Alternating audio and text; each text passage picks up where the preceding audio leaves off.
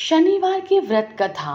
एक समय सभी नवग्रहों सूर्य, चंद्र, मंगल, बुध, बृहस्पति, शुक्र, शनि, राहु और केतु में विवाद छिड़ गया कि इनमें सबसे बड़ा कौन है। सभी आपस में लड़ने लगे और कोई निर्णय ना होने पर देवराज इंद्र के पास निर्णय कराने पहुंचे। इंद्र इनसे घबरा गए और इस निर्णय को देने में अपनी असमर्थता जताई। परंतु उन्होंने कहा कि इस समय पृथ्वी पर राजा विक्रमादित्य हैं, जो कि अति न्यायप्रिय हैं। वे ही इसका निर्णय कर सकते हैं। सभी ग्रह एक साथ राजा विक्रमादित्य के घर पहुंचे और अपना विवाद बताया, साथ ही निर्णय के लिए कहा। राजा इस समस्या से अति चिंतित हो उठे, क्योंकि वो जानते थे कि जिस किसी को भी छोटा बताया तो वह कुपित हो उठेगा। तब राजा को एक उपाय सूझा। उन्होंने स्वर्ण, रजत, कांस्य, पीतल, सीसा, रांगा, जस्ता, अभ्रक और लौह से बने हुए 9 सिंहासन बनवाए और उन्हें इसी क्रम में रख दिया। फिर उन सब से निवेदन किया कि आप सभी अपने अपने सिंहासन पर स्थान ग्रहण करें। जो अंतिम सिंहासन पर बैठेगा वही सबसे छोटा होगा।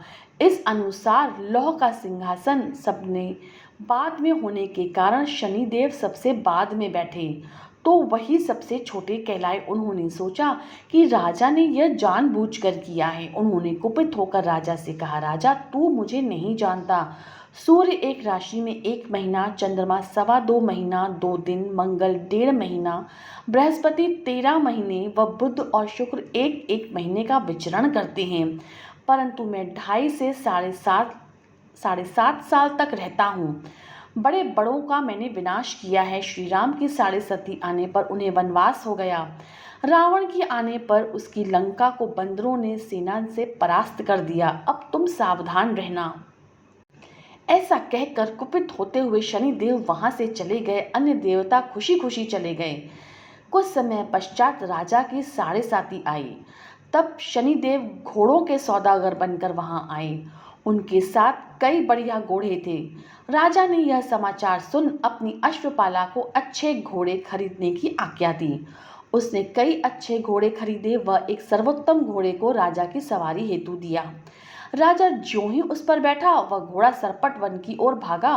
भीषण वन में वह अंतर्ध्यान हो गया और राजा भूखा प्यासा भटकता रहा। तब एक ग्वाले ने उसे पानी पिलाया। राजा ने प्रसन्न होकर उसे अपनी अंगूठी दे दी। वह अंगूठी देकर राजा नगर को चल दिया और वहां अपना नाम उज्जैन निवासी वीका बताया। वहां एक सेठ की दुकान में उसे जल इत्यादि पिया और कुछ विश्राम भी किया। भाग्यवश उस दिन सेठ की बड़ी बिक्री हुई। सेठ उसे खाना इत्यादि कराने खुश होकर अपने घर साथ ले आया। वहां राजा ने एक खूंटी पर देखा कि हार टंगा हुआ है, जिससे खूंटी निगल रही है। थोड़ी देर में वह हार पूरा गायब था।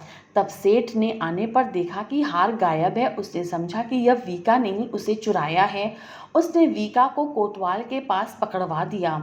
फिर वहां के राजा ने भी उसे चोर समझकर हाथ पैर कटवा दिए। वह चौरंगिया बन गया और नगर के बाहर फिकवा दिया गया। वहां से एक तेली निकल रहा था, जिसे दया आई। उसने वीका को अपनी गाड़ी में बैठा लिया। वीका अपनी आवाज देकर बैलों को हाँकता रहा। उस काल राजा की शनि दशा समाप्त हो गई। वर्षा काल आने पर वह मल्हार गाने लगा। तब वह जिस नगर में था वहां की राजकुमारी मन भावनी को इतना भाया कि उसने मन ही मन प्रण कर लिया कि वह उस राग गाने वाले से ही विवाह करेगी। उसने दासी को ढूंढने को भेजा। दासी ने बताया कि वह एक चौरंगिया है, परंतु राजकुमारी ना मानी। अगले ही दिन उठते ही वह अनशन पर बैठ गई कि विवाह करेगी तो उसी से ही। उसे बहुतेरा समझाने पर भी वह न मानी, तो राजा ने उस तेली को बुला भेजा और विवाह की तैयारी करने को कहा। फिर उसका विवाह राजकुमारी से हो गया। तब एक दिन सोते हुए स्वप्न में शनिदेव ने राजा से कहा, राजन देखा, तुमने मुझे छोटा बताकर कितना दुख झेला है। तब राजा ने उनसे क्षमा मांगी और प्रार्थना की कि हे शनिदेव, जैसा दुख मुझे दिया है किसी और को न देना। शनिदेव मान गए और कहा, जो मेरी कथा और व्रत करेगा उसे मेरी दशा में कोई दुख ना होगा। जो नित्य मेरा ध्यान करेगा और चींटियों को आटा डालेगा उसके सारे मनोरथ पूर्ण होंगे। साथ ही राजा को हाथ पैर भी वापस कर दिए। प्रातः आंखें खुलने पर राजकुमारी ने देखा तो वह आश्चर्यचकित हो गई। वीका ने उसे बताया कि वह उज्जैन का राजा विक्रमादित्य है। सभी अत्यंत प्रसन्न हुए। सेठ ने जब सुना तो वह अपने पैरों पर टिक न पाया और वह राजा के पैरों पर गिरकर क्षमा मांगने लगा। राजा ने कहा, वह तो शनि देव का प्रकोप था, इसमें किसी का कोई दोष नहीं था। सेठ ने फिर निवेदन किया, मुझे शांति तब ही मिलेगी जब आप मेरे घर चलकर भोजन करेंगे। सेठ ने अपने घर में नाना प्रकार के व्यंजनों से राजा का सत्कार किया। साथ ही सबने देखा कि जो खूंटी हाथ निगल गई थी वह अब उसे उगल रही थी। सेठ ने अनेक मोहरे देकर राजा का धन्यवाद किया और अपनी कन्या शिकंवरी से पाणी ग्रहण का निवेदन किया।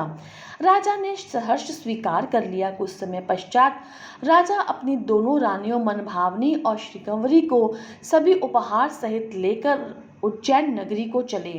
वहां पुरवासियों ने सीमा पर भी उनका स्वागत किया। सारे नगर में दीपमाला हुई, वह सबने खुशी मनाई। राजा ने घोषणा की कि मैंने शनिदेव को सबसे छोटा बताया था, जबकि असल में वही सर्वोपरि है। तब से सारे राज्य में शनिदेव की पूजा और कथा नियमित होने लगी। सारी प्रजा बहुत समय खुश हुई और आनंद के समय बिताया।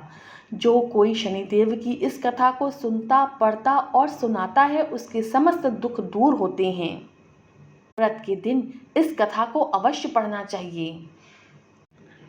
शनिदेव की कथा का दूसरा पाठ। एक समय की बात है, भगवान सूर्य के पुत्र शनि बचपन में बहुत सुंदर और तेजस्वी भी थे।